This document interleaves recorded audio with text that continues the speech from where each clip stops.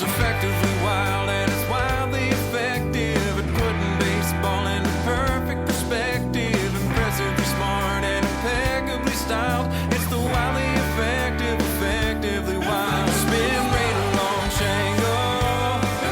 That depend war.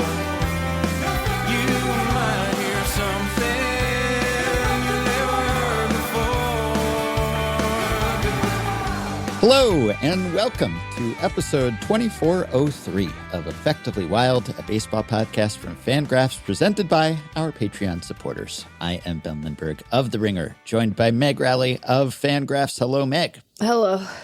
We have a full house here today because almost exactly 8 months ago, by the time this podcast is posted, probably exactly 8 months ago, we convened to predict things about 2025 in baseball, which I am loath to do, but I make an exception for this annual exercise, which is fun for us all and hopefully for you. And today is the appointed time when we reconvene to find out whether we were right about things or how wrong we were. So that was episode 2298. This is episode 2403. Wow. And we are rejoined both by Michael Baumann and Ben Clemens of FanGraphs. Hello, fellas. Hello. Yo. And by Chris Hanel, the mastermind of this whole exercise, who is probably the only person on this call who remembers what we said back on March 21st. That's true. Hi, Chris. I hope that some of the reminders that you've seen on Blue Sky might have prompted something in your brains at some point. But yes, me and the EW Stats team have been keeping very fervent track of everything that's been going on, and we have some reports for you on how you all did today. And we do very much appreciate that. And yes, you remind us both now and also throughout the year, really. So you're very diligent, along with your colleagues, at tracking what we said and how wrong we were and recording it for posterity. And today we get our scorecard, essentially. We find out who was most or least wrong about baseball in 2025. And I guess we have a few things to get out of the way before we get into the meat of the predictions recap, because for one thing, we have to quickly recap the minor league free agent draft, which is probably the number one priority for me. But then last for me.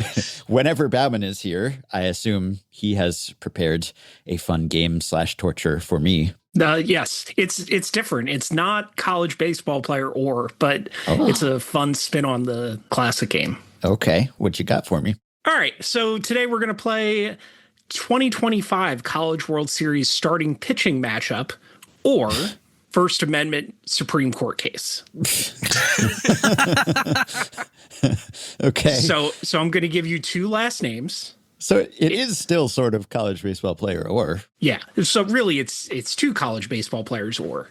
Yeah. So you've got multiple chances to leverage your college baseball knowledge. And I will say, like, there are a lot of names you probably should know in here. Of First Amendment cases or college baseball players? You might know, actually might know one or two of these court cases, but let's just go ahead and start.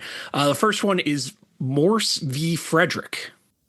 Morse v. Frederick. All right, that sounds like a case. That sounds like if it were baseball players, it would have been maybe a long time ago. So I'm going to go with First Amendment case.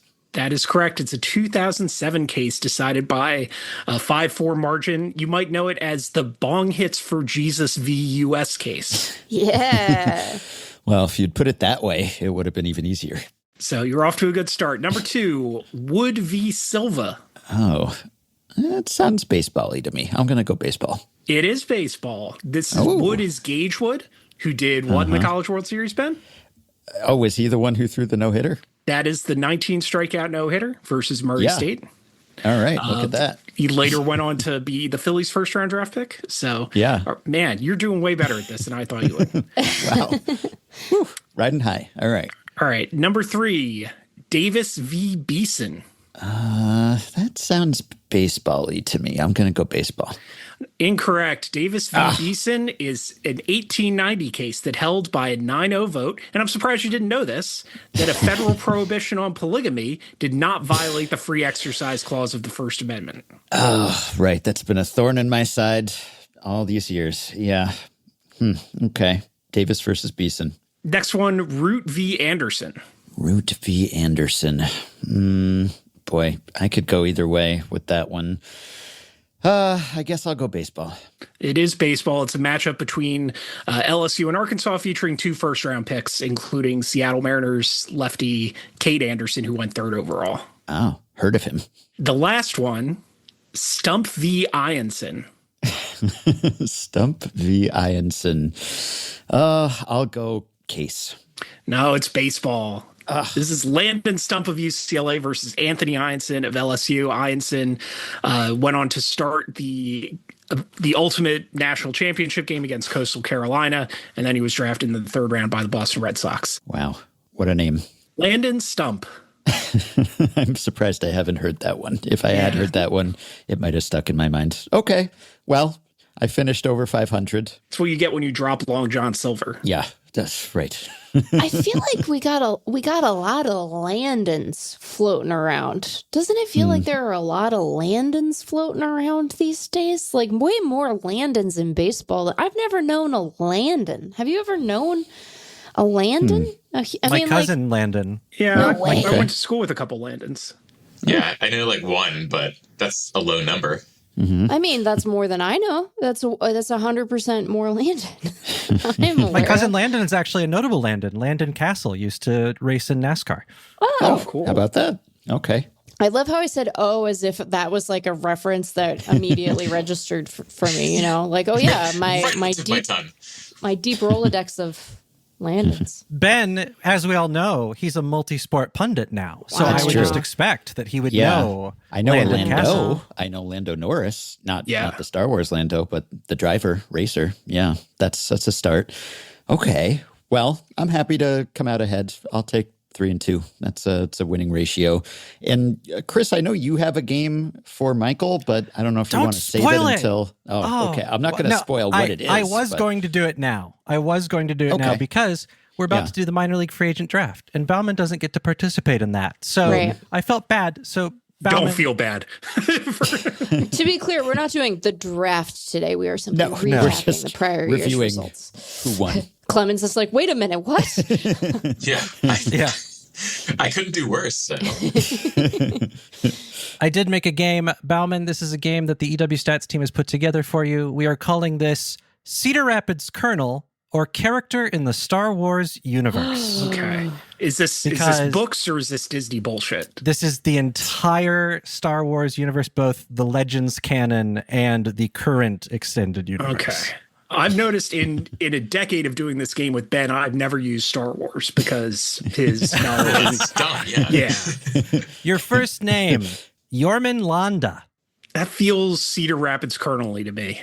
That is a Cedar Rapids Kernel. He joined All the right. Twins org in 2011 and played for the Kernels in 2014 and 15. Oh, this is all-time Cedar Rapids Kernels. Oh, it's a very rich history. Very Oh, story. boy. This is my hometown minor league team. I had to go Yeah, with this them. is the high A affiliate of the Twins for those who are not Yes. in the know, and it's Kernels with a K. Yes. correct? It is. Yeah.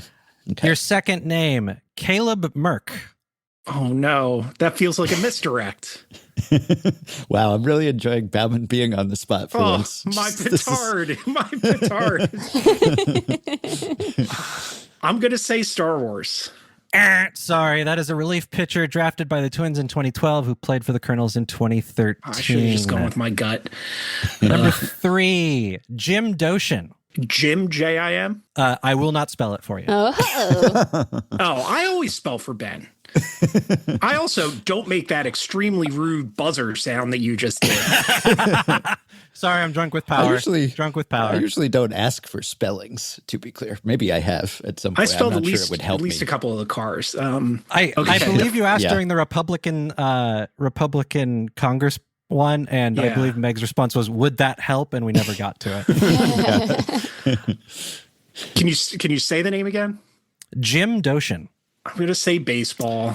Jim Doshin, also known as the Star Killer Kid. Jim appeared in the Marvel Comics series of Star Wars in the please. 1980s. it doesn't feel like it should count. Yeah, I mean, it counts, but Chris play tested this with me. I don't know if it's exactly the same people, but just No, to it's calibrate not. the difficulty. And Ben destroyed it. I did okay, but I was whiffing on the late 70s Star Wars comics characters. Yeah. So that's a hole in my knowledge as well. Number 4, Gabe Jacobo. That's baseball. That is baseball. First baseman drafted by the Angels back when the Kernels were a part of their organization instead. And number 5, Hayden Glemo. Oh, man. If I don't guess Star Wars for Glemo and get it wrong, I'm going to kick myself. So I'm going to guess Star Wars. If I get it wrong, I'll accept it. Hayden Glemo was a pitcher for the 2003 Cedar Rapids Kernels. Glemo. Rhymes with Slemo. Yeah. Glimmo. Hayden Glemo. Glemo. Yeah. I don't know about that. Yeah. I don't know about that as a name. Glemo feels like it, like an alien character on Tatooine who reads as anti-Semitic. Well, that's a target-rich environment, it turns out, in many sci-fi universes. So, anyways. Well, I enjoyed that. That was delightful just to hear Baumann squirming and overthinking everything just the way that I do. I've gone into the last couple of these, not actively trying to make Ben's life miserable, and I think that's going to end after this incident. Don't make me pay. This was not my idea. I didn't condone it, but you could have stopped it. Didn't suggest it. He could have said no. He could have put a stop to all of We this. support what we tolerate, or whatever. It's true. Yeah. Well, you got on the boards. Good for you, buddy. All right. So let's recap the 2025 minor league free agent draft in which I and Meg and other Ben Clemens participated about a year ago, almost. I guess it's getting around to be minor league free agent draft season again. But let's hear how we did, as if I don't know, and as if I hadn't just poured over these numbers just to console myself before I sleep every night. Well, just to go back, during spring training, we used the FanGraphs projection systems to kind of take a close look at the ballots. And when things got started, Meg had the most valuable projected ballot at 733, Ben Lindbergh 602, Ben Clemens at 201, not being helped by Sixto Sanchez going to the Mexican League. Dalton Jeffries did not get signed, and Thomas Pannone or Pannone. Is it Pannone or Pannone? Great question, Chris. Wow. Okay. Well, let's leave that in then. Okay. Cover both my bases. But yeah, Ben Clemens at 201. And the one player that was projected to do the best out of everyone was Bryce Wilson, who is on Meg's ballot. Bryce was projected at 418. Bryce would not be the most valuable. The most valuable would be Adrian Hauser, who was also on Meg's ballot, who ended up completing 518. And yet, our winner is Ben Lindbergh with 1,594 plate appearances and total batters faced, and completes what I guess we call it batting around. Is this you batted around with your ballot as all 10 of your players made an appearance in the big leagues? Yes, you buried the lead there. This is unprecedented. I scoff at your projections. That's why they play the games, people.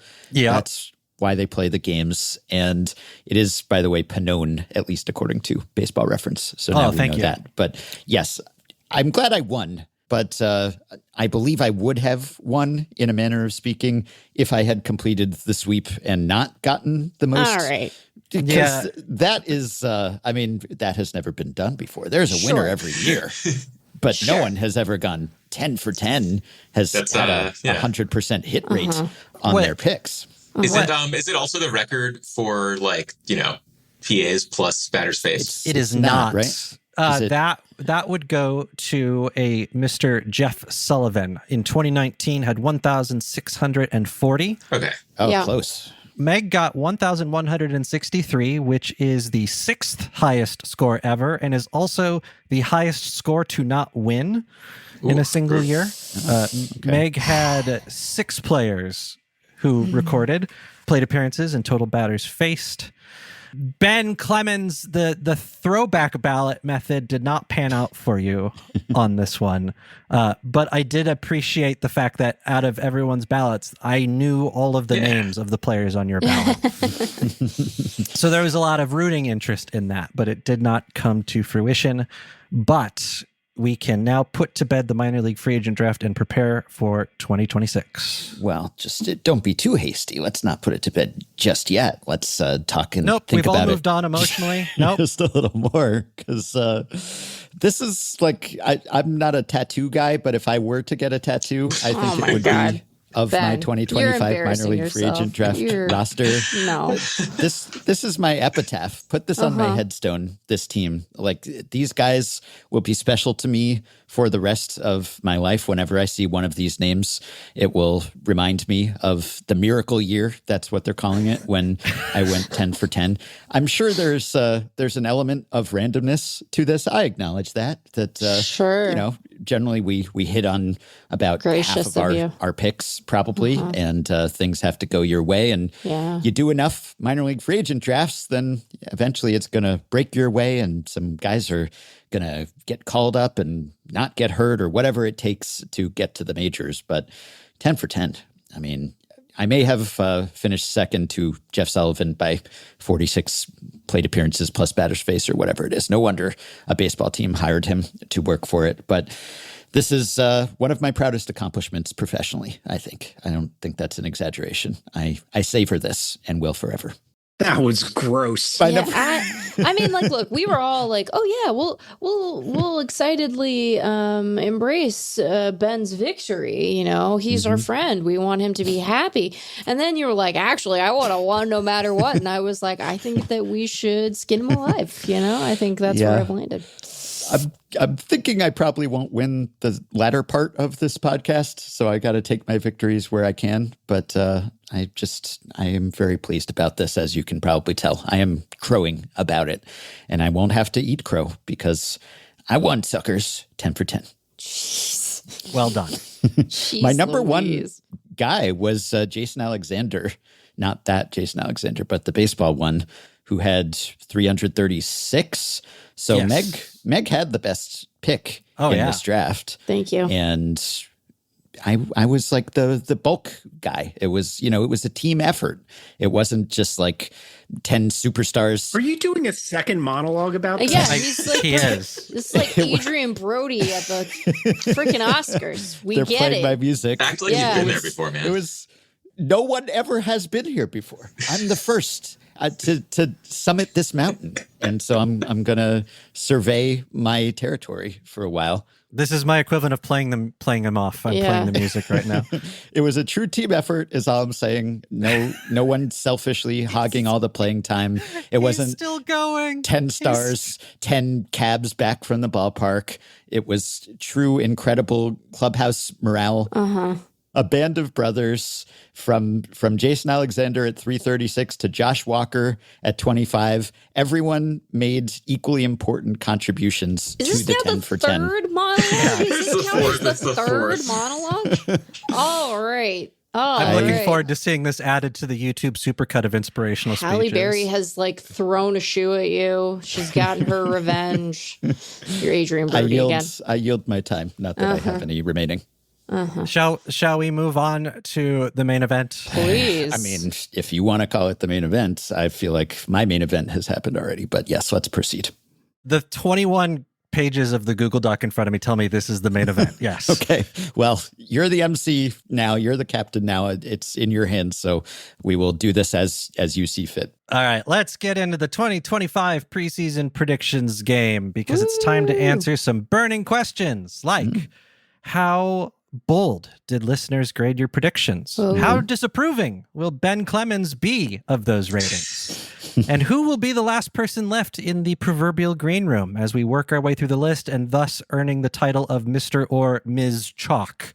And did we hire freelance paparazzi to follow Sabrina Carpenter? That answer is no, but let us begin the reveal of the preseason predictions game. To briefly recap, all four of our panelists made 10 prognostications before the start of the season, and listeners were asked to grade them by their likelihood. Those results determined how many points a prediction could make if it came true. or how many points it would lose if it was proven false, and the less likely a prediction was graded, the better. We set a new record this year with 1,556 listener ballots received. Wow. And those listeners were able to track their own personal performances on the EW Stats website for the first time, which we continue to work on and iterate for this, the minor league free agent draft. The contract over under draft is now live on the EW Stats website. Yes. And we are on our way to making it a home for every competition in the history of the podcast. Huge Who else has shout-outs. contributed to that effort? Yes, please. That's Yes. Sean McNamee, our project leader. Michael Fazio is our lead developer. We have other people contributing. Michael Mountain has been helping out. Raymond Chen has been helping us out with a couple things. Our team is growing all the time, but those are the main hitters right there. I cannot thank them enough for the effort that they have been putting into this. This is not something I can do on my own anymore. So 3 cheers to the EW Stats team. Yes, entirely too much effort. This is far too professional for what we deserve. I say this every time. These guys like this podcast a lot, man. Yeah. Project manager. Yeah. Guilty as charged. Put it on your resume, I guess. It sounds good. I don't know. It is on my resume, actually. If Okay. you go to my website, it's like, yeah, that's one of the things that's listed on there. Is, hey, I do this fun thing. Like last year, what we're going to do is we're going to go through all 40 predictions, sorted from least likely to most. And for the first time, that order has been completely secret until now. So I am happy to acknowledge that the award for boldest pick goes to Ben Clemens. Ben Clemens, number 1. Shohei Ohtani will throw the fastest pitch thrown by a starter in the 2025 regular season, excluding openers. That rating, 12%. Okay. So, fun note, while this was calculated to be the boldest pick, it was not the prediction to receive the most 0% ratings. 387 listeners graded this at 0. And it would not be a preseason predictions game without having to track Ohtani in ways that sometimes get weird. At first blush, you would think that this is not hard to track. However, the last 2 words of this prediction had a potential factor in the outcome, as Ohtani's return to the mound was accompanied by an extreme pitch limit, to the point where he was more or less being used as an opener. And his fastest pitch for a long time, 101.7 miles per hour, came on June 28th against the Royals, in which he only stayed in as a pitcher for 2 innings. Is he an opener? I believe that counts as being an opener. He did go on to match that speed, though, in a later start, but all of this was moot, as he was topped by multiple players, including Tarek Skubal and Hunter Green, both of which cleared 102 miles an hour with room to spare. I will now use this platform to lobby Baseball Savant to make additional search features to make this easier to research, including individual event sorting and filtering starting and relief pitchers. Thank you very much. This is like a classic. How do you classify an opener? Yes. How do you define an opener? Good effort by Shohei there. That was supposed to be a pretty unlikely prediction, and he almost did it. I was really impressed. I was charting every pitch of his first return to the mound. Yep. That was fun, and he was throwing hard, and I was like, oh yeah. Yes. I am somewhat surprised that was the boldest. I guess in retrospect, maybe seeing how hard he threw, it seems less bold than it seemed at the time. But he would have needed to throw a lot harder than he'd ever thrown, basically. Yeah. Yeah. He had hit 102 in the World Baseball Classic, right? But yeah, he had not done that in the majors. Yeah. But it was I was very impressed. Like, it's like the only thing he didn't do this year, but he really came close. Good work. He did. All right, number 2. And this is the prediction that did receive the most 0% ratings. A major league player will date Sabrina Carpenter. Michael Baumann, 13%. Sabrina Carpenter's romantic aspirations were more or less out of public view until an August 29th report on the pop culture website Dumois, which published an article about tips that they had received about Sabrina being seen in Europe with a hot, tall blonde with his long hair in a bun. This was on July 9th, which is almost a full week before the All-Star break, so not likely to be someone active in major leagues. You have not ruled out Michael Kopech yet. I was just about to say. Noah Syndergaard's out there. a famous celebrity serial monogamist. Yeah, I have here. Baumann's prediction didn't necessarily require the major league player be active, but I cannot accept it on blind faith that this was Michael Kopech or Noah Syndergaard. And so, due to a lack of evidence, I must deem this prediction false. I feel like Man-Child could be about many major league players, including Michael Kopech. I watched that video and I thought Brandon Marsh was in that video. Yeah. I mean, I'm just saying, we don't know for sure. We don't. I cannot accept a prediction on artistic interpretation. I am sorry to say. I might just do this a no grade. I feel like that song was as much hint as we'll get. I think that it's a tantalizing possibility, though, because it could be Kopech. There was rumors about Yamamoto, but they ended up being debunked. But all of those rumors were like before the prediction even got made, I believe. Yeah. It's going to surprise you. I did zero research for this, so. Yeah. Well, we can't conclusively rule it out, but for the purposes of this prediction, I guess we can. Number 3, Meg Rowley. Yeah. Ketel Marte will win the NL MVP 16%. Yeah. Ketel was hampered in a few ways on this. His injury early in the season costing him a month of playing time. Strong competition that he was up against in the form of, Shohei Ohtani. A couple others. And also the primary narrative surrounding him throughout the second half was less than charitable, which is going to have an influence on voting, whether it's valid or not. But in the end, Shohei Ohtani took the MVP crown last week. I must deduct 16 points. Wow. 16%. Like, I love Ketel Marte. I remember vividly cheering this prediction. Yeah. 16% for him to be NL MVP is insane. So remember that all of these are just skewed up. I'm trying to keep that in my head. 12% likelihood for Ohtani to throw the fastest pitch. That's too high. There's a lot of guys who throw harder than him. Anything for Sabrina Carpenter is too high. The way to think about these is always how they rate in relation to one another. That's where I've landed on all There's of this. some behavioral effect here. People don't want to pitch a shutout here on their ballots. They want these things to come true. Yeah. And with that, we now have our Mr. Chalk. Ben Lindbergh is Mr. Chalk for 2025. How long will Ben Lindbergh sit in the green room? Let's find out. Number 4, Ben Clemens. Jacob deGrom will pitch more than 150 innings, but earn less than 4 FanGraphs WAR points for Ben Clemens. It might have been 140, right? But he got there either way.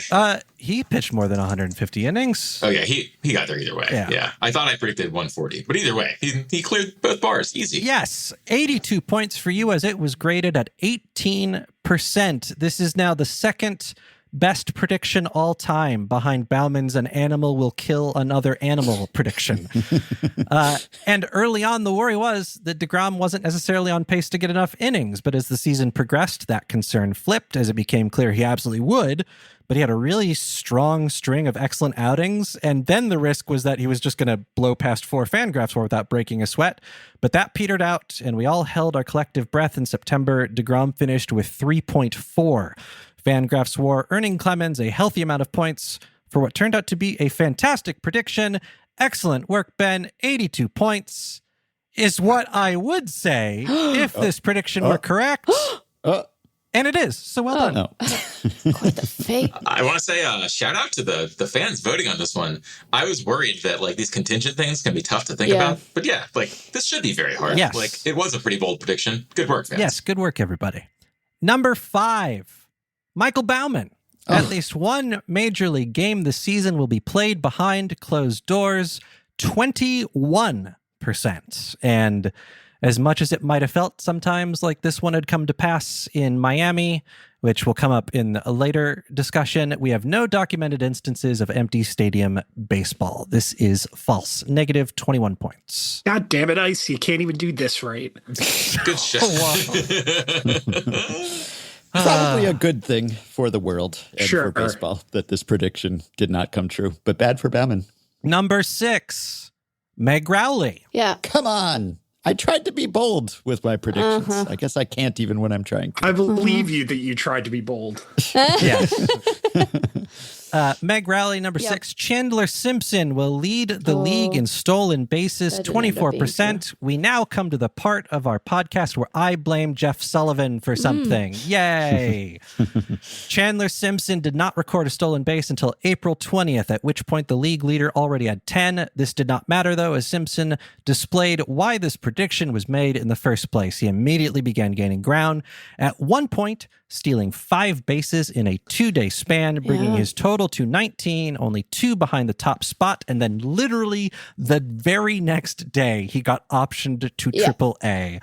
He would stay there for a few weeks, but that was enough to keep him from contending for the top rank on the leaderboard. At 3 different points in July and August, he got back within 2, but his stolen base pace would fizzle down the stretch and finish with 44, 5 behind the Yankees' Jose Caballero. Isn't that funny? That is false. Isn't that the funniest bit? You are hereby assigned to spend the next year at a trampoline park. Number 7, Ben Clemens. Oh, my goodness.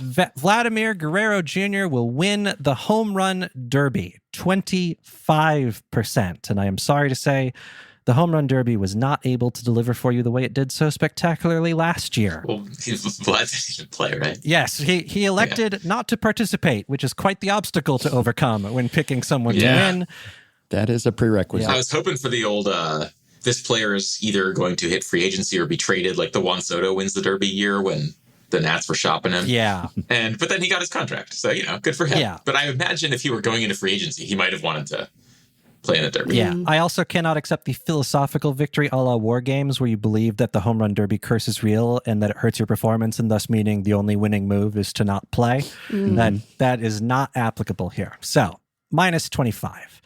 Number 8, Michael Baumann. At some level of domestic professional baseball, a mascot will strike a pedestrian with a motorized vehicle, 26%. I felt like I started getting blue car syndrome with the number of news articles that played a kind of Mad Libs with the target parameters, but never being in the right configuration. We had lots of incidents outside of baseball, some involving some serious injuries that I'm not going to detail here, but never exactly matching the desired event. And I want to say, Baumann, I think that in the history of this competition, this is far and away the hardest prediction to track because... sorry. Well, I thought this was a lock. I thought it was going to happen. He always makes it hard on you in some way. It's this one. This one's not hard in the same way that the Shohei Ohtani media rounds one was, because I really believe that there are a lot of incidents that would completely fulfill the necessary conditions, like a mascot gently nudging a coach or an umpire in the butt with an ATV, but that would never be noteworthy enough to be covered by a journalist or become popular on social media. And I would even go so far as to say that on balance, I'd be willing to bet that this happened. But we have no knowledge of it, no evidence. I did give a full-throated effort and proactively sought out video of mascot antics, but I have been left wanting. I have no choice but to deem this false and penalize you 26 points. Yeah. Some things are unknowable. I've almost personally been killed by the fanatic more than once. So maybe I should have just jumped in front of his quad bike. Yeah. Well, I was going to credit you for not cooking the books here because you did have the power to make this come true and you abided by the rules. And I mean, even the rules permitted. The rules permit it. You permit could have cooking the books. Yes. swayed this, and yet you let things play out and the chips fell as they would. And we'll never know. I guess we can't know whether Sabrina Carpenter dated a baseball player. We can't know whether a mascot ran over someone and it just wasn't witnessed by anyone. Wow. I will be awaiting videos sent in the next week proving all of these true, and it'll be hilarious. Number 9, Ben Clemens. Oh my gosh. Is it just going to be everyone else's predictions and then mine at the very end all in a row? Wow. Was I this cowardly last year? No, you were not. Right. I was pretty bold last year, right? I thought I was proud of my boldness. Baumann was Mr. Chalk last year. Yeah. Okay. Ben Clemens, number 9. The Chicago White Sox will end at least one day with sole possession of the AL Central lead. 26%. We were this close. The prediction absolutely carried the first few days of the season for me. Between March 31st and April 2nd, the White Sox had multiple opportunities to bring this home, including games where every other team that were in their way had already taken the required loss earlier in the day, only for the White Sox to squander the moment in the nightcap. The entire AL Central finished that stretch locked in a 5-way tie at 2-4. But our dreams were all but dead 4 short days later when Chicago dropped 3 straight games, and from there, destiny was written in stone. This is false. This is the one that I followed a little bit when I think they lost 1-0 to the Angels when they just needed to win, and I would get the prediction. Yep. I was like, oh. I was just seeing the score pop up and 0-0, 0-0, 0-0. It's like, come on. Come on. You weren't actually going to tune in to watch, though. You were just watching the scoreboard from afar because you wouldn't subject yourself to White Sox Angels even when a prediction was at stake. Look, I have limits. Yeah, this one, it was now or never. It was either it's going to happen right at the start of the season or it's not going to happen again because White Sox, they made some strides. They improved, but not to the point where this was ever viable past the first few days of the season. Number 10, Meg Rowley. Yeah. Oh, my goodness. The Athletics will finish second in the AL West. Oh. We were not this close. Yeah, that didn't happen. To their credit, I can actually say that the Athletics did spend time in second place. They did, in the AL yeah. West. A total of 7 days in May, but then they lost 19 of their next 20 games and put this one to bed in short order. Yeah. Oh, that was 26%. Okay, now before I read this next prediction, may I be so bold as to ask our panelists to either minimize the 90 tabs of FanGraphs they collectively have open, or at the very least look away from them? Ben Clemens. Mm-hmm. At least 3 players who play at some point for the Colorado Rockies will finish the season with 500 plate appearances and negative FanGraphs WAR. 29%. Let's play a little trivia. I would need the 3 of you to tell me, can you tell me the 3 players for the Rockies that qualified as batters for the season? Absolutely not. Oh, gosh. I know Hunter Goodman. Hunter Goodman is one. Yes. He was one good man. Brenton Doyle? Yes, he's 2. Jordan Beck. That's 3. Very No well way. done. Hunter Goodman, Jordan Beck, Nice. and Brenton Doyle. We remembered some Rockies. They all had positive FanGraphs WAR. Yeah. The Rockies had 18. Yeah, stupid Tolia. 18 players had negative FanGraphs WAR for the Rockies. There was no overlap between those 2 lists. Tyler Freeman came the closest, earning negative 0.7 over 428 plate appearances. Michael Toglia, Kyle Farmer should also be recognized, as Rowan Atkinson might say in his Welcome to Hell sketch, for putting in an awful lot of work. But they were not able to do it. I have to say, this was a bad prediction by the readers. This was incredibly unlikely. Yeah. This basically can't happen. I thought this was going to be much bolder than it was. I kind of forgot about this one because it was such a throwaway. Just because it's hard to qualify while being that bad. If any team could have made it happen, it would have been the 2025 Rockies. Well, if any team could, right. Like, I feel like I picked one of the best teams in history to do this. Mm-hmm. But, like, there were only 5 batters to qualify with negative WAR this year. Yeah. Yeah. Like, and none were on the Rockies. It's really hard. Yeah. None were on the Rockies. One of them was Andrew McCutcheon, which is shocking. Number 12. Ben Lindbergh. Yeah, Finally. let's I give knew it there was up. a reason I showed up other than to take several victory laps about the minor league free agent draft. All right. The Atlanta Braves will finish out of first place in the NL East by no more than the number of games they lose in which Craig Kimbrell takes the loss or blows a save. 29%.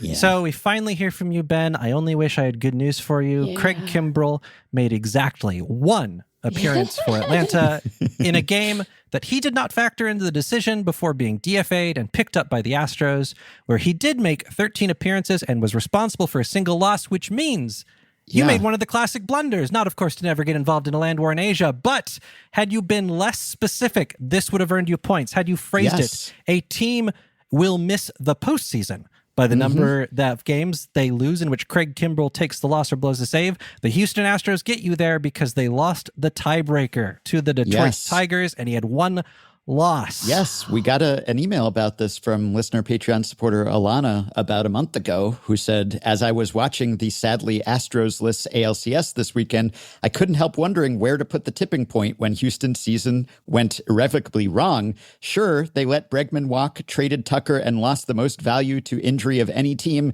Those are the obvious answers and clearly red herrings. After disposing of those horses, I started hunting zebra and realized that Ben had already pinpointed exactly what wound up being the final nail in Houston's coffin, and amazingly called his shot all the way back in episode 2298 with one big caveat.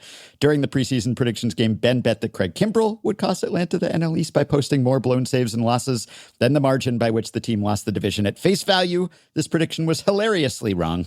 Atlanta lost the East by a full 20 games. However, I'd encourage a slightly different perspective. Kimbrell lost a single game in 2025, but not until he was playing for Houston. On September 9th, he gave up a walk-off run in the 10th inning in Toronto. One could easily argue this was the straw that broke the camel's back. The next morning, Houston's playoff odds fell below 80% for the first time in 3 months. 3 Astros went to the IL within the next week. 17 games after Kimbrell's loss in Canada, the Astros tied the Tigers' 87 wins and missed the playoffs for the first time since President Obama left office. Ben was wrong. Ben was right. All hail Ben. Thank you, Alana. Did she really say all hail Ben? Yes, it's in there. Meg can verify. I can, but I'm not Okay. inclined to be generous to you after your marathon acceptance speech earlier. Yeah. I knew Craig Kimbrell could do it. I just didn't know where. Before we move on, I do want to state the EW Stats team had a really fun time working on figuring out the magic number for this prediction because theoretically, at any point, Kimbrell could be put back on waivers by the Astros, Right. reclaimed by Atlanta, and then go on an epic stretch where they won every game that he didn't pitch in to get back in contention, but then he would factor in the loss of all the other ones and have that be enough games to make this prediction true.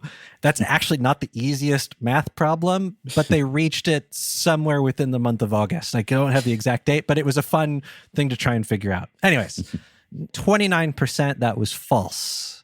Number 13, Meg Rowley. Yes. Ethan Holiday will be the first pick in this year's MLB amateur draft. He wasn't. 30%. Holiday did, in fact, top multiple mock drafts, including Jim Callis's projection for MLB.com. Meanwhile, on FanGraphs, Eric Longenhagen had him 9th, so I have to imagine that he agreed that this prediction was very bold. But in the end, the poetic outcome won out, with Ethan going to his father's Colorado Rockies with the 4th pick. This is false. Yeah. Yep, it's true. Number 14, Ben Clemens. Rafael Devers will play more innings at third base than Alex Bregman. 31%, and I hate to break this to you, and this may come as a shock, this did not happen. I thought it was very funny when he played some innings at third base this year. This does offer me the opportunity, though, I want to plug a really cool feature of FanGraphs. Did you know that FanGraphs has a community blog? Yes. And not just a thing where you can post nonsense and hope to get eyeballs. If you have a post that is worth publishing, you will get an editor to work with you on your article. And so I wanted to do mid-season updates on each panelist draft boards and decided that using the community blog would be an awesome way to do it. And I was very delighted when I received an email from FanGraphs' own Matt Martell to begin the process for editing it and making my writing ready for prime time. And I ended up getting 3 posts on the site breaking down the status of Baumann, Clemens, and Meg. I ran out of time to do Ben Lindbergh's, but Wow. Snub.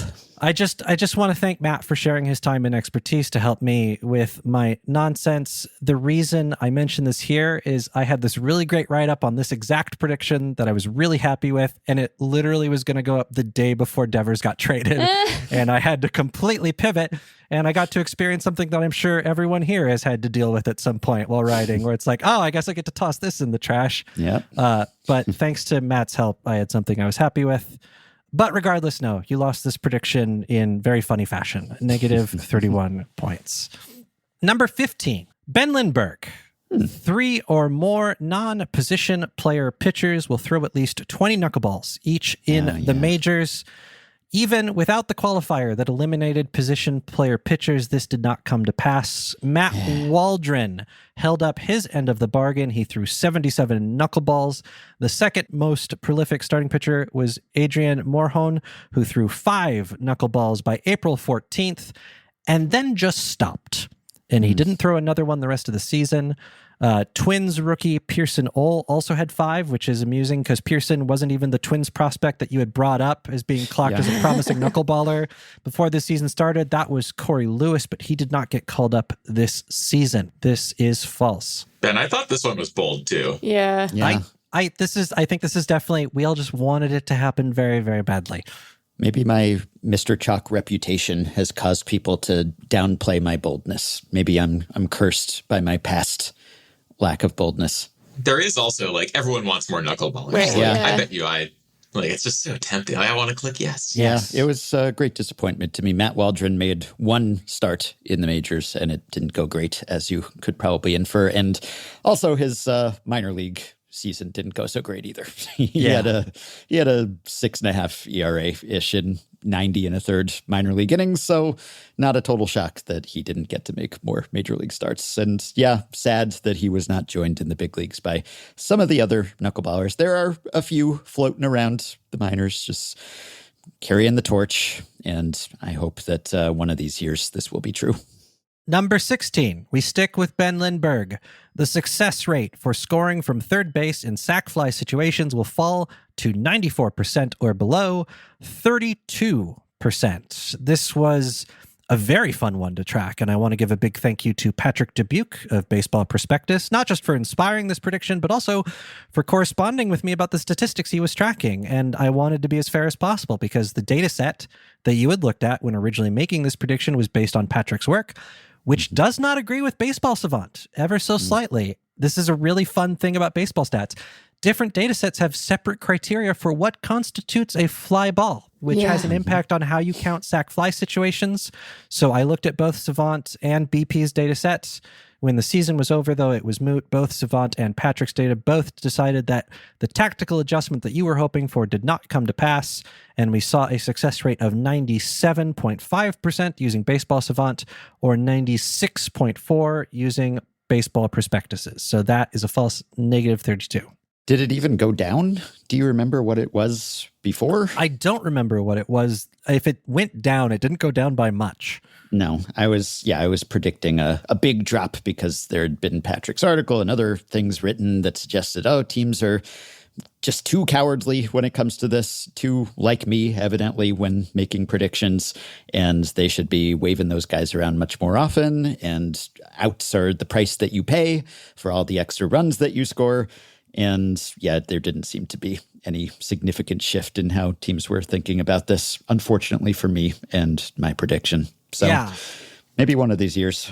Well, and Twins fans will tell you that the fact that Tommy Watkins has been hired away from being third base coach from the Twins to go work for Atlanta means that these odds are probably going up because Tommy was very famous for having a very quick gun on sending people.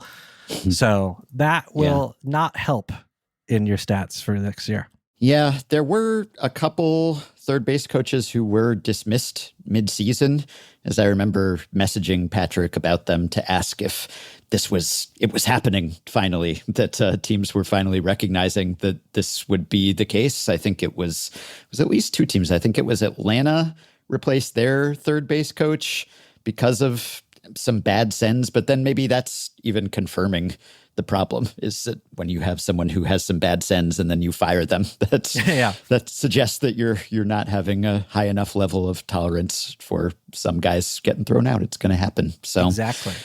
Oh, well.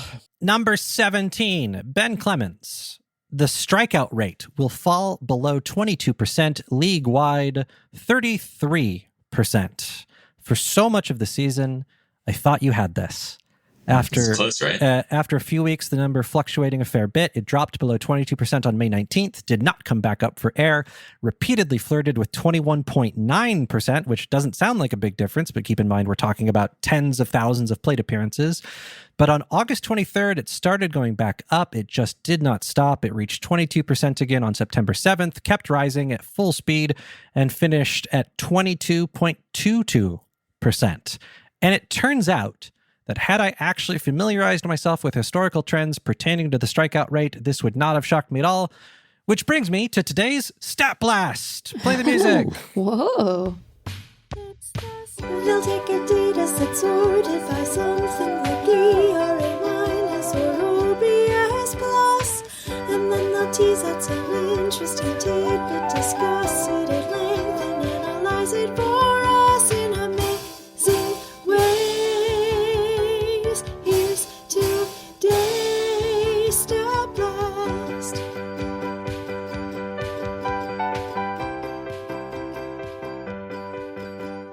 Today's Stat Blast is brought to you by EW Stats teammate and frequent Stat Blast correspondent Michael Mountain.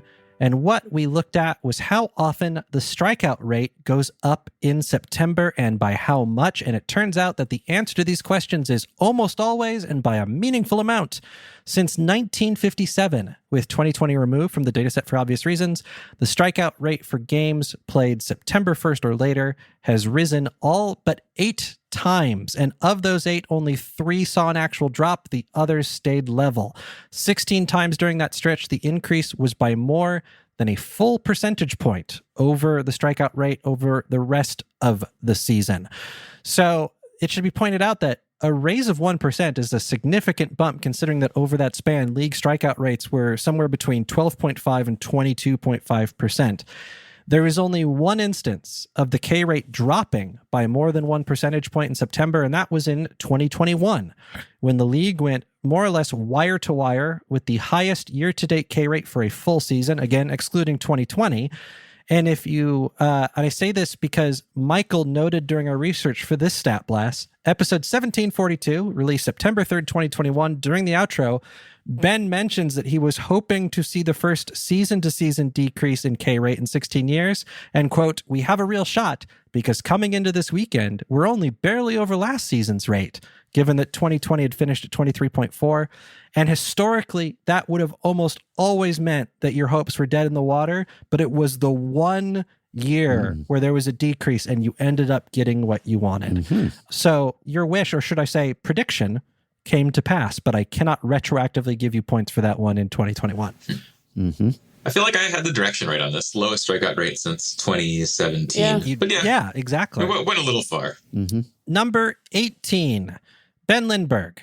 Max Fried, Cody Bellinger, and Devin Williams will collectively surpass Juan Soto's FanGraphs WAR, but the Yankees will miss the postseason 33%. So obviously the Yankees did not miss the postseason, but if it will help you at all, The rest of it was right. Fried, Bellinger, and Williams easily outperformed Juan Soto's 5.8 FanGraphs WAR. They totaled for 11.1, and in fact, any combination of 2 out of those 3 players would have cleared the bar for you. Fried had 4.8, Bellinger had 4.9, Devin Williams 1.4. Yeah, they really did recreate Juan Soto in the aggregate, if not Twice over. Something even better. Yeah. So I guess the thing that made it bold was that that would happen and then they would somehow miss the playoffs. And that obviously did not happen. But they didn't win the division, so there was that. There was a time where their fortunes were tanking and their playoff odds were sinking and everyone was freaking out in New York even more than usual.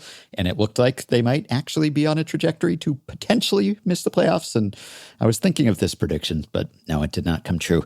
I refreshed my memory about the multiple base coaches who were dismissed. It was the Diamondbacks who relieved third base coach Shane Larkin of his base coaching duties in August. And it was Atlanta that made the same move and brought back Freddie Gonzalez, actually, to be the third base coach in the middle of the season in June. And this was the first time that Alex Anthopoulos had ever dismissed a coach or made a coaching change during a season. They reassigned the major league third base coach to the minors. And he said, "There's been some aggressive sends, and that's part of the job. But the results from my standpoint, and in talking to Snit, he understood and he ultimately agreed. I felt like we could do better."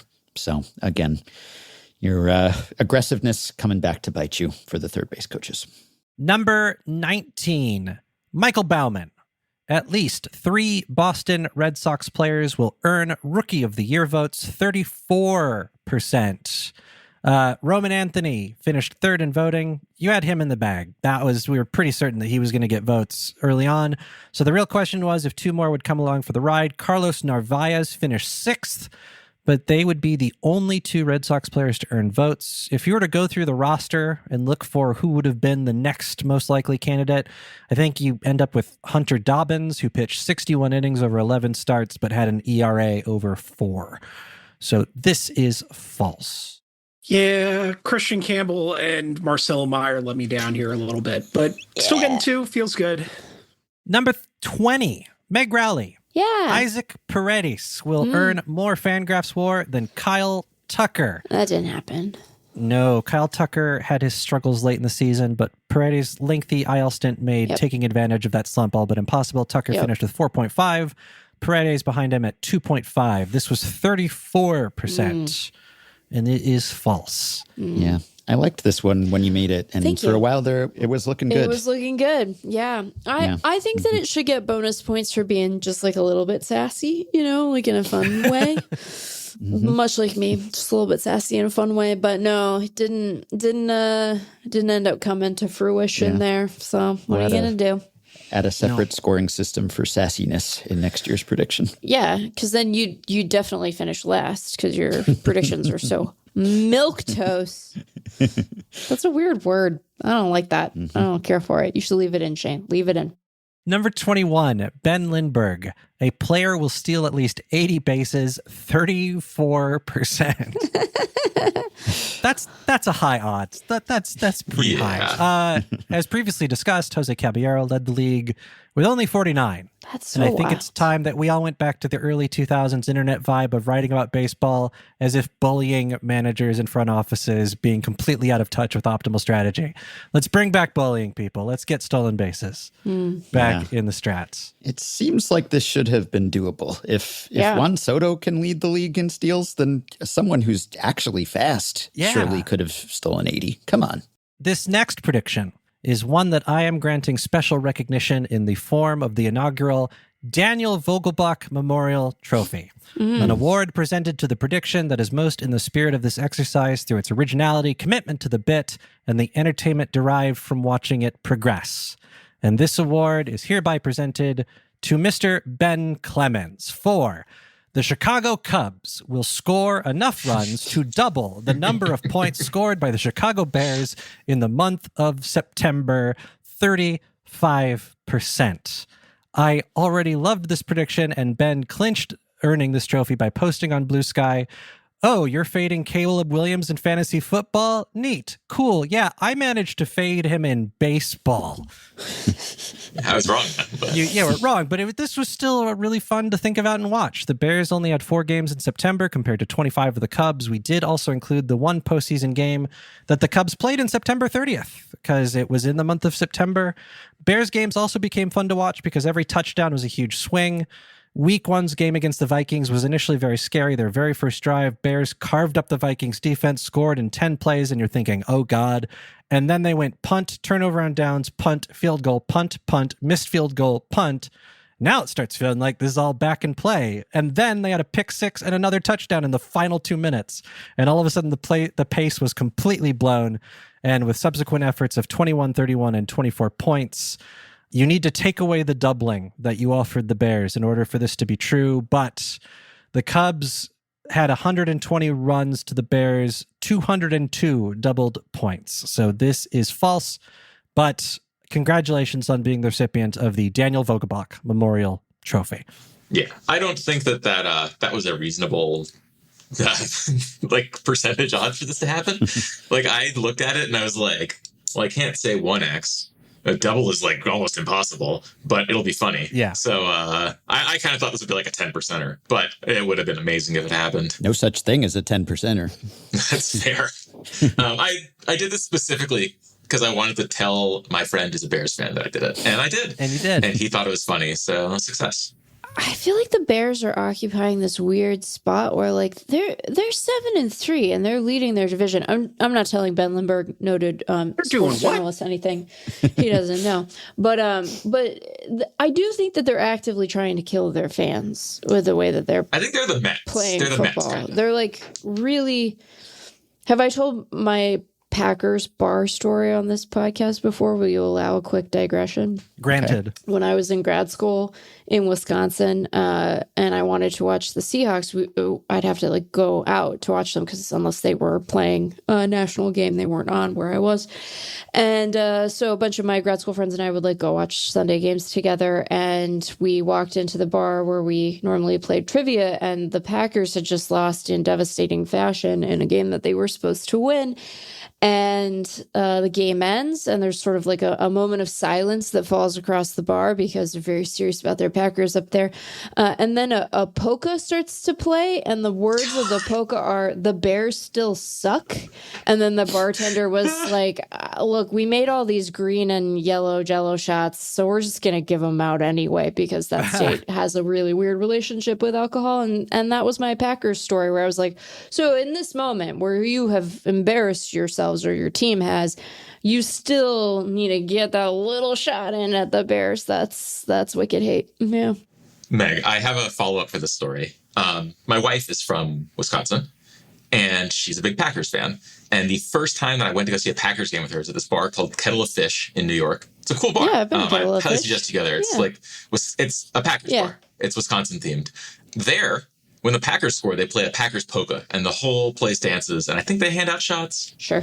And whenever the other team scores, no matter who it is, they play the Bears still suck. Oh my God, that's amazing. 10 times a game or whatever, if they're getting blown out. But they play it every time the other team scores. Wow. That's so good. That's great. Lewis Black always had a really good joke. He was doing a stand-up set in Wisconsin, and he said, "I love Wisconsin. It's like you have a government subsidy for drinking." Yes. How do you guys even tell when it's New Year's? And he mimed, New Year's, that's when we drink with hats on. Yeah. Yep. He said accurately that it's cheaper to fly from New York to Madison and drink there than it is to drink in New York. Yeah, that's true too. Number 23, Meg Rowley. Yes. We will have no repeat division winners other than the Los Angeles Dodgers, 35%. This percentage was far too high. I will say it on your behalf. The Dodgers did repeat, but this did look like an extreme long shot well before September arrived. On August 21st, I was able to run the numbers against FanGraphs playoff odds, and it calculated this prediction at 0.21% odds, mostly thanks to the Brewers and the Phillies. Yeah. On the final day, we did have some surprise in terms of who would join them in playing spoiler, with the Guardians being surprise winners and the Yankees falling short. But this is false, negative 35. Yeah. Number 24, Michael Baumann. The Tampa Bay Rays will announce a relocation plan to move to a specific destination outside the Tampa Bay area, 36%. Now, we will be diving much deeper into the news regarding ownership situations later on, but as of the end of this competition, any news that's been reported related to the long-term direction of the club has been the team staying in the Tampa Bay area.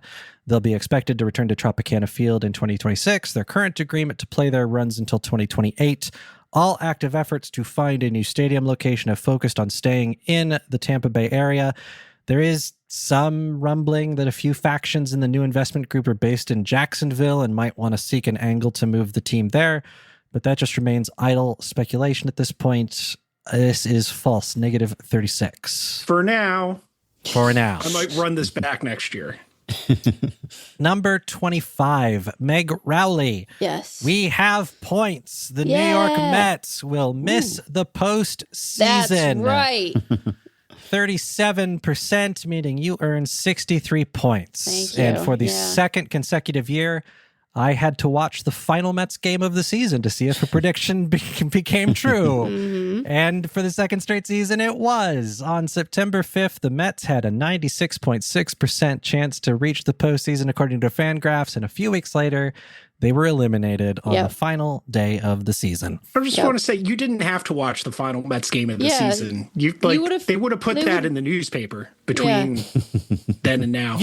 You need to understand, and I was going to get into this at some point. It's well known that I'm a Twins fan.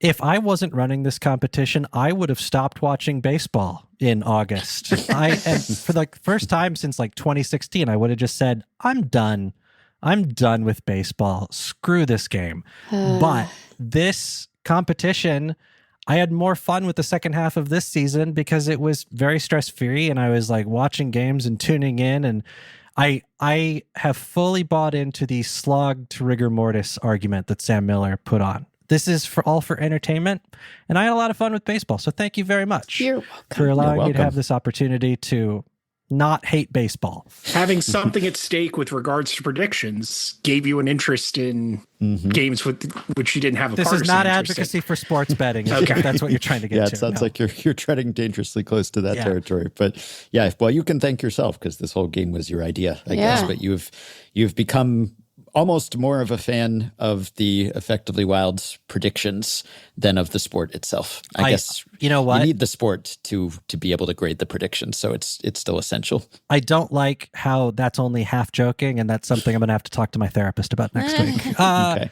Number 26, we stick with Meg Rowley and we stick with more points. At least 3 primary catchers, as defined by FanGraphs, will hit 30-plus home runs this season. 38%, meaning you earn 62 points.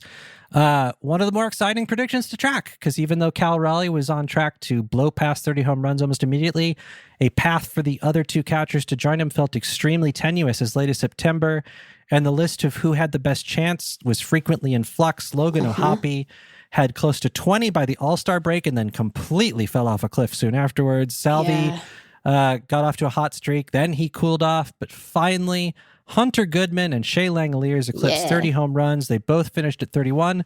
And Salvador Perez snuck in at the very last second and reached 30 on September 19th. You earned points. Wow. Thank you. Came true with a catcher to spare. Yeah. Number 27, Michael Baumann. At least one of the 2025 Cy Young winners will finish with 5 or lower. FanGraphs wore 39%. This is false. I think we all collectively felt like this was not going to happen due to the exploits of Tarek Skubal and Paul Skeens as the season drew close. Amusingly, I did have to keep it open until the very end because Hunter Brown was included on the list of finalists. And so technically, the result was still up in the air. But if we're being honest with ourselves, I think we knew that this was not going to happen. This is false, negative 39. I would have been very pleasantly surprised if Hunter Brown had ended up winning the Cy Young. No, you wouldn't. We would have had a gambling scandal. So. I tell you what, I carved that out as a little bailiwick of mine, so I would have had something to write about. We now come to the prediction that makes me want to walk into the ocean and never come back. Meg Rowley, at least 2 major league teams will announce new controlling ownership. Yeah. 39%. I will now ask producer Shane to play the clip of Meg proclaiming that we will know. We'll know. We'll know. We'll know. Hopefully that's specific and precise enough for us to be able to evaluate this. But I think it is. Yeah, I think we'll probably know it when we You'll know. You'll know. All right. We'll know. The trouble with a capital T, which rhymes with P, which stands for predictions, started when the White Sox announced a deal between owner Jerry Reinsdorf and billionaire investor Justin Ishbia to transfer shares over the next several years, with Ishbia being able to hold a controlling stake as early as 2029. Now, based on the wording of the announcement and how the language of the prediction can be parsed, as well as Meg spelling out that the sale does not have to be completed by the deadline, it simply must be announced. Yep. I felt that this met the requirements. And the evening that the news broke, after reading through multiple reports and how it was being analyzed, I shared on social media that this counted towards this prediction being fulfilled. However, a fair number of listeners reacted to that. They expressed their disagreement, and I am willing to admit they do have a valid argument, because technically the announcement wasn't about, quote unquote, new controlling ownership. It was, quote, a deal in place between 2 parties that builds a framework for said parties to have the option to transfer controlling ownership. There is definitely a sequence of events where neither party exercises their part in that deal, and Reinsdorf somehow remains owner of the White Sox at the spry young age of 98 years old. I think he'll find a way to do it when he's a ghost, Yeah. That possibility exists.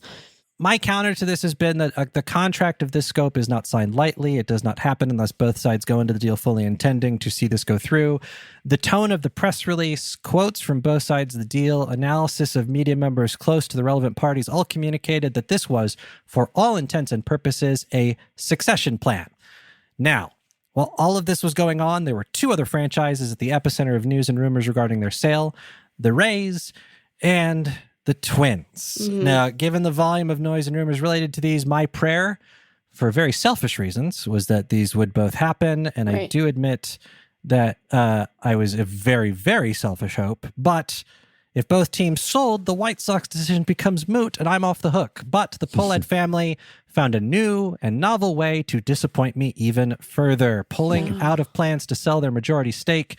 And with the Rays ownership groups actually selling very late in the situation, we are left in the situation where I am standing on principle and I am declaring this prediction true. Plus 61 points. However, we have a clause, much like the potential sale of the White Sox. Yeah, I am not deaf to the cries of those who deem this decision questionable, and as a result, we're going to have a bit of fun with it. I've already conversed with all 4 of our competitors, and the decree is this. In future years of this competition, should news come out that Ishbia and Reinsdorf have washed their hands of this whole affair, and no transfer of majority ownership takes place, Meg will lose the 61 points that she has earned today in that year's iteration of the preseason predictions game, which will be colossally funny if it should happen. So, let's turn that frown upside down, people. Yeah, fair enough. I like this condition very much. And I want to make clear to our listeners that I was very willing to submit to the judgment of both the listeners and also to my fellow contestants. I did not cause a fuss about this. I wanted to do what everyone thought was fair because that seemed like it's in the spirit of the thing. Mm-hmm. Yeah, but in the end, as we've said many times before, this is all for fun. This is all for entertainment. There's zero stakes. Yeah. Unlike the minor league free agent draft, which is life or death. I am going to want to sit in. Even if I don't say anything, I am going to want to sit in on the next one so I can just chime in and be like, I might want to tweak that one a little bit. Number 29, Michael Baumann. A Division I college team will hit more home runs than the average MLB team, 40%. In the college ranks, Georgia was the Division I leader with 144 home runs. That was overtaken fairly easily by a league average of 188.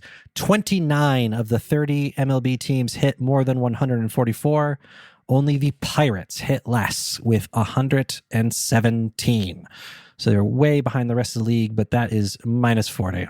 I expected home runs to go up in college and down in the majors, and the reverse happened. So, number 30, Ben Lindbergh. The Cleveland Guardians will finish outside the top 10 in team reliever WPA, or team relief pitcher WPA, 40%. The Guardians finished 3rd in the league.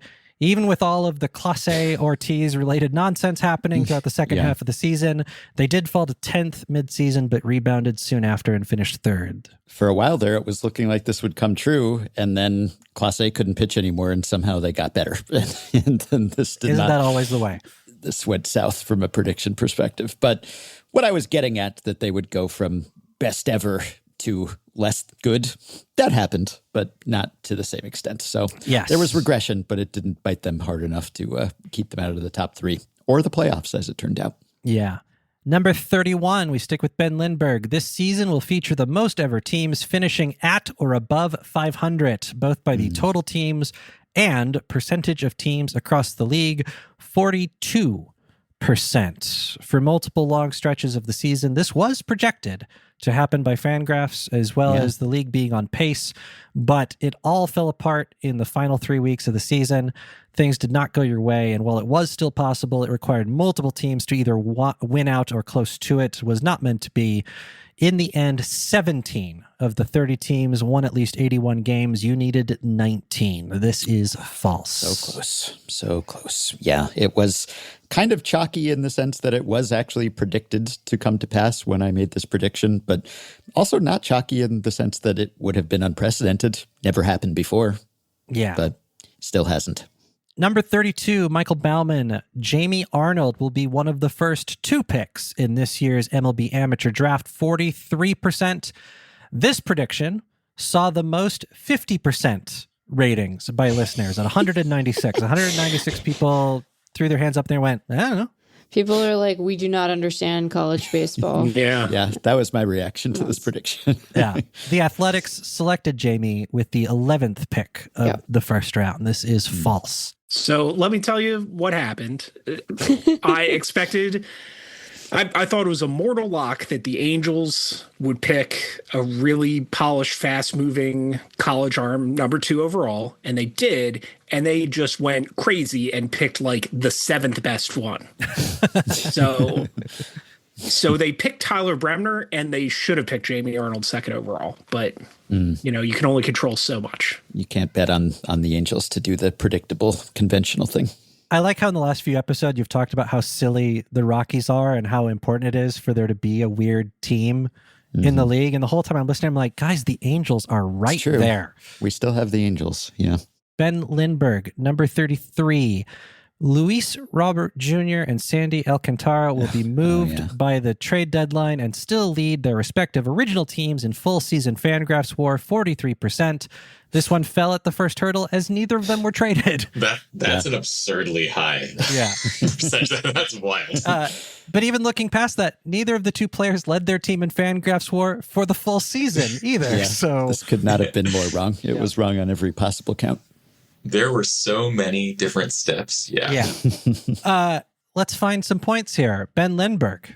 Ooh, points. Number 34. A player will be ejected or fined for tapping their head as if calling for a ball strike challenge. 44%. You, my friend, earned 56 points. On June 1st, the Rays' Taylor Walls stepped out of the batter's box, visibly upset with the strike call, and while re-entering the batter's box, locked eyes with the umpire while pretending to adjust his helmet and added the most obvious mock challenge signal, and then acted completely outraged that the umpire would see this for what it clearly was, and immediately ejected him, as all players had been warned would be the consequences for such an act. All told, given Taylor Walls' personal views, this was a lovely way to start Pride Month on my part.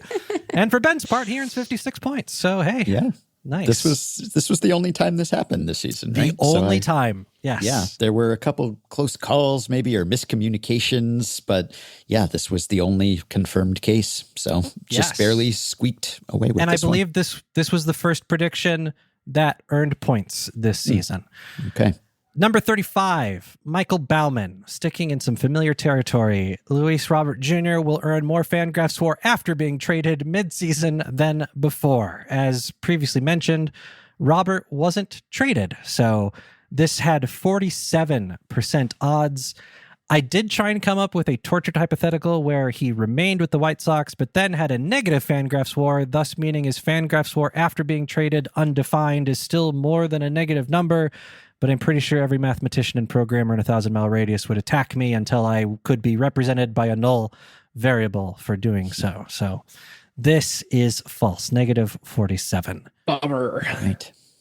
Number 36, Meg Rowley. Nick Kurtz will earn more FanGraphs WAR than Travis Bazzana. 48%. You earned 52 points. Travis. Just barely made it. Travis just literally won Rookie of the Year while Bazzana never even made the majors. And yet, this prediction still had some twists and turns because when Kurtz got called up on April 23rd, he got off to a slow start and was at negative 0.4 FanGraphs WAR, meaning Travis Bazzana was winning without being in the majors. But then his debut got sidelined by an oblique strain, and Nick Kurtz took his metamorphosis into Big Amish very seriously, going fully Super Saiyan on July 25th with a 4-homer, 6-hit night against the Astros, firmly cementing this as one of the biggest poster dunks of a prediction since we started this exercise 3 years ago. 52 points to you, Meg.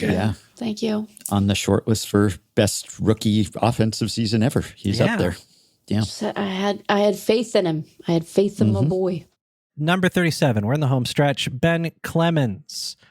Juan Soto will earn more FanGraphs WAR than Aaron Judge. Ben, you spoke of this prediction as a litmus test for the listener, saying no projection system had Soto ahead of Judge, and thus the listener vote should be under 50%. It was 49%. They got there. Yeah. Moral victory for you. They're still fairly far, just to be clear. But good work. The projection systems are designed by some pretty clever people, and they were correct. Judge came close to doubling Soto's FanGraphs score. He finished with 10.1 to Soto's 5.8. Yeah. This is false. Number 38, Ben Lindbergh. Neither of the teams playing home games in minor league parks, both Sacramento and Tampa Bay, will have the league's lowest average home attendance, 50%. We finally reach a 50% prediction at number 38. This is the latest we have ever reached 50% in our odds. According to the data on Baseball Reference, the two minor league parks in question still occupy the bottom two ranks in attendance. Both averaged under 10,000 fans at home. Miami was next up at 14,282. However, I do want to note that the Marlins had 9 home games with lower attendance than any of the games played by the Rays or Athletics. The Marlins' low point was 5,894. The Rays' low point was 7,731. And coincidentally, the Athletics' lowest attended game was also 7,731. Except it wasn't coincidental at all because it was a game that they played against each other in Sacramento. So the lowest attended game in Steinbrenner Field, just slightly higher at 7,883. All right. I knew the Marlins had it in them, just not consistently enough. Yeah. Number 39, Ben Clemens. Patrick Corbin will throw at least 100 innings for the Texas Rangers, 51%. You earn 49 points. Good work, Patrick. Yes, he earned 100 innings in lightning speed. This was one of the first predictions to earn points that required a full season metric to come true. So there wasn't much suspense, but the conversation around it was more fascinating. Meg, we need to do a tangent here. You went into a very deep analogy involving the Gilmore Girls, Tobin, and saying, get off my side immediately. Yep. And I know we're on our penultimate prediction, but I have an extremely burning question that I've wanted to ask you. Yeah. Are you Team Logan or Team Jess? You're so Team Jess coded. I'm already mad. I am Team Jess. I am Team Jess. I think that, look, here's the thing about it. Jess had potential to grow into a better person, and I'm skeptical of that capacity in Logan. Because, like, what incentive did he have to change? He's already rich. Jess did grow into a better person, which this was the only thing that I thought was worthwhile about the revival, was that he was exactly the same kind of dipshit teenager who grows into a cool adult after he moves to Philadelphia. But he was a dipshit teenager. I mean, to be clear, terrible teenager. And one where you're like, hey, buddy, stuff's happened to you in your life. Like, I can imagine that some of this is like unprocessed whatever about your mom, but some of it is just you're a dipshit teenager. Not all of it, though. Some of it. He goes around talking like this the whole time, and he thinks he's the smartest person in the room. Yeah. F*** off, man.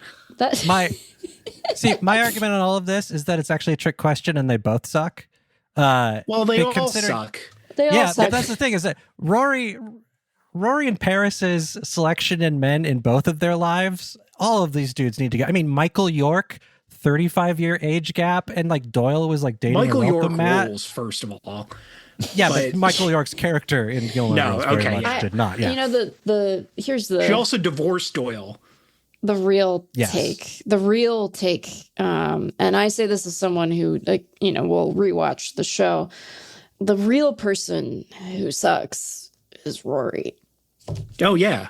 Yeah. I don't think that's controversial. Yeah, I don't think that's controversial at all. I was like dreading watching her scenes by the end of the show.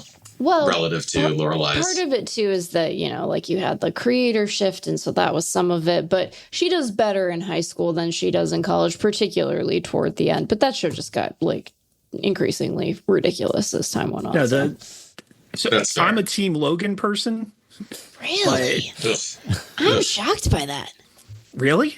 Oh man, yeah. This is a problem. Is like, I knew you were going to be like, in the world, I'm a magnet for women who, one, when Harry Potter was not problematic, were really into being Ravenclaws, and women who are very militantly Team Jess. I don't think I'm militant about it. I don't remember having super strong like house affiliation at the time, but I mean, probably if I had sat and thought about it for a while, I would have been like, yeah, that feels like a better fit. Gryffindor had too many adventures. It just seems like I'm going to get hurt. The Gryffindors were annoying. I feel the need to return us to the rails. I'm so happy. Sorry, let me get this take off. There are two correct answers, even as a Team Logan person. Okay. One is Rory does not deserve love. And the other is Rory and Paris should have ended up together. Yeah.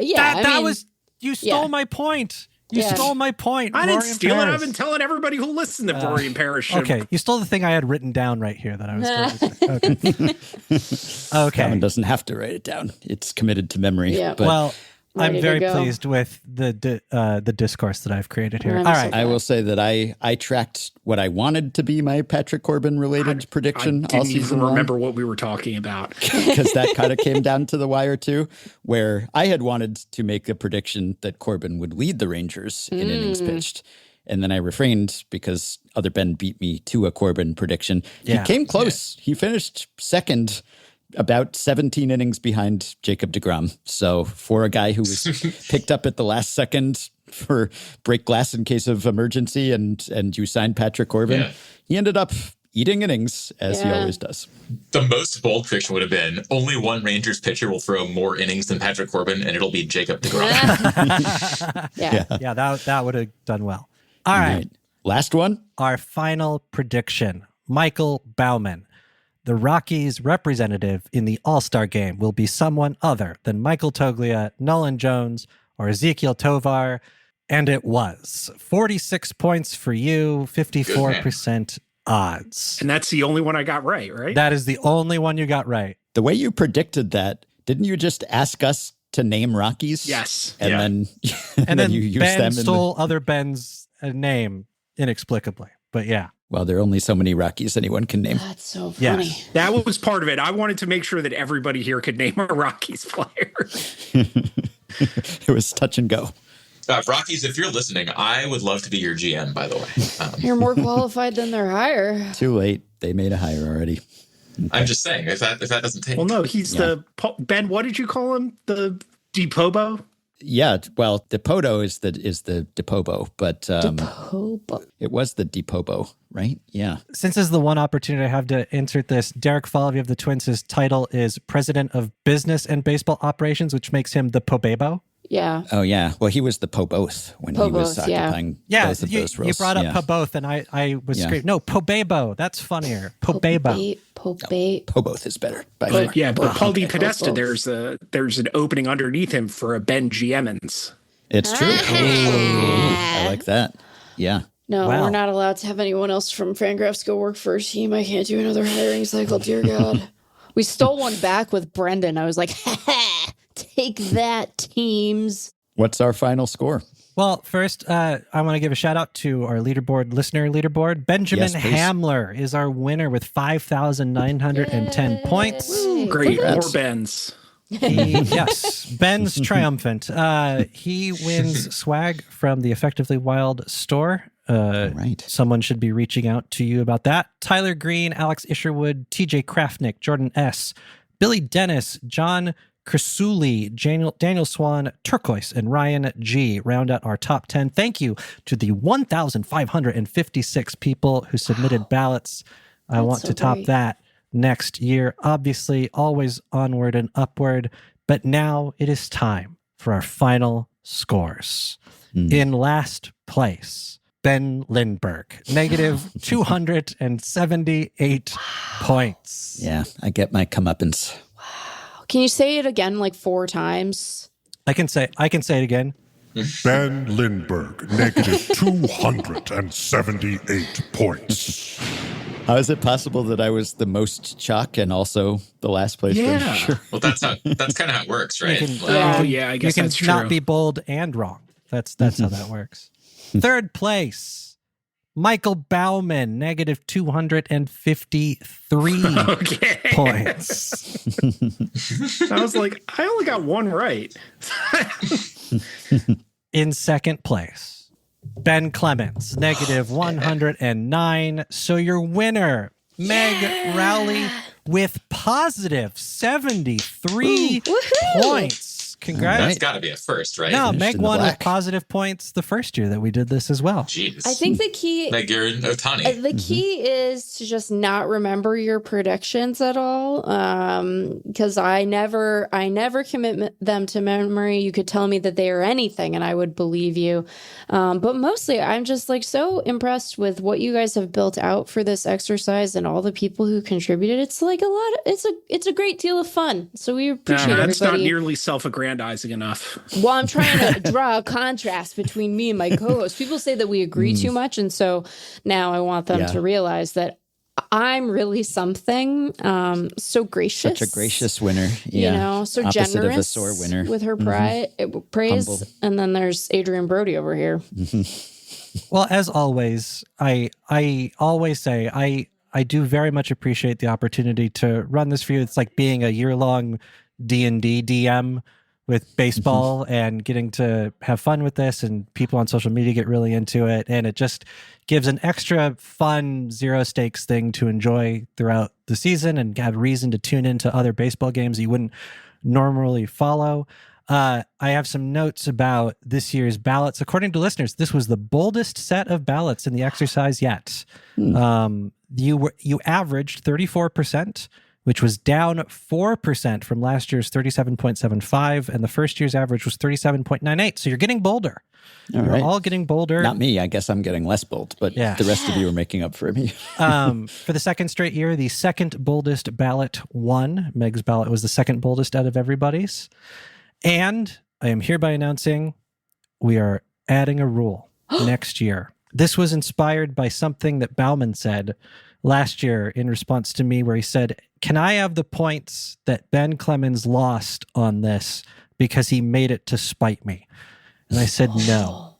Next year's contest, each of you will get to pick one prediction from each of your fellow contestants to take the other side of the action on. Ooh, very good rule change. Very good. I do like that. So if you are going to look for something that you think people will grade as being likely, so that when it's wrong, you will get more points. But if more than one person picks the same prediction to take the other action on, it splits the amount of points they get from it as well. So we will be tracking that as well, and we'll get to have a surprise reveal at the end of next year as to who took each other's predictions in a bit of sassiness, I believe. Wait, who had the boldest ballot this year? Baumann? The boldest ballot was Ben Clemens with a potential 691 points. Wait, so were all of us, like, were me, Meg, Baumann pretty close? Because I was listening to those and I thought Baumann's were pretty bold. You were all very close. The way that it works is you look at how many points you could have earned if you got all 10 predictions right. Ben Clemens 691, Meg 674, okay, so Baumann 648, Ben Lindbergh 623. Oh, so that was actually in a pretty narrow band. Yeah, we were actually, everybody was pretty bold. Yes, it was just that Ben didn't have any of the bottom like 10 or whatever. 12. Yeah. I'm deciding whether I want to try to win next year or whether I want to get all 10 of my predictions read before Ben has to speak. Just competing to be boldest. Yeah. I think adding the recognition of Mr. Chalk adds a lot to the results episode for sure. Yeah. So we will keep that going for sure. Yeah. How many total correct predictions did we have? Like we had 5 or something? No, we had more than that. I believe we had 8. Let me take a look. Okay. We had Baumann had 1, Ben Clemens had 2, Meg had 4, and Ben Lindbergh had 1. So that is 8 total. Yes. And I think in past it's been like 10 and 11. So that's still not too far off. Yeah. I wonder if you added up all of the listener percentages, though, what the expected number of correct predictions would be. It would probably be way higher than the actual. It'd be much higher. I can do that math, and I'll be sure to post it on the EW Stats Blue Sky account. Chris is learning the perils of doing a game like this in front of a bunch of stats people. Yeah. Oh, I got that beat into me long ago, and as you said, he loves it. So, I just accept you. I accept myself for what I am. And that's a stat nerd. Well, that puts a bow on the 2025 preseason's predictions game. Congratulations, everybody. You all participated. Well, one of us won. Yes. We all won in a way. Hopefully our listeners did as well. You didn't win. You didn't win in any way. There was no way in which you won. You watch out. The joy that this brought me. All right, fine. You're allowed the joy. I will not begrudge you the joy. No, you're doing joy now. That's new. All right. Well, this was fun. We'll do it again in March. Thanks, everyone. Yay.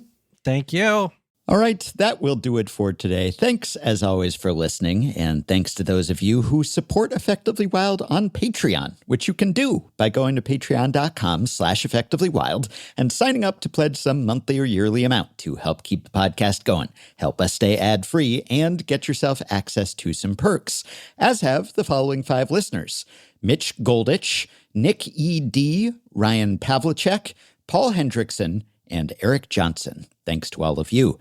Patreon perks include monthly bonus episodes, personalized messages, prioritized email answers, playoff live streams, discounts on merch, and ad-free FanGraphs memberships, and so much more. Check out all the offerings at patreon.com/effectivelywild. If you are a Patreon supporter, you can message us through the Patreon site, and won't that make you feel special? If you're not, though, you can still contact us via email. Send your questions, your comments, your intro and outro themes to podcast@fangraphs.com. You can rate, review, and subscribe to Effectively Wild on Apple Podcasts, Spotify, YouTube Music, and other podcast platforms. You can join our Facebook group at facebook.com/group/effectivelywild. You can find the Effectively Wild subreddit at r/effectivelywild, and you can check the show notes in the podcast post at FanGraphs or the episode description in your podcast app for links to the stories and stats we cited today, including a link to the site where you can register for Effectively Wild's Secret Santa. Deadline is December 10th. Thanks to Shane McKeon for his editing and production assistance. We will be back with one more episode before the end of the week, which means we will talk to you then.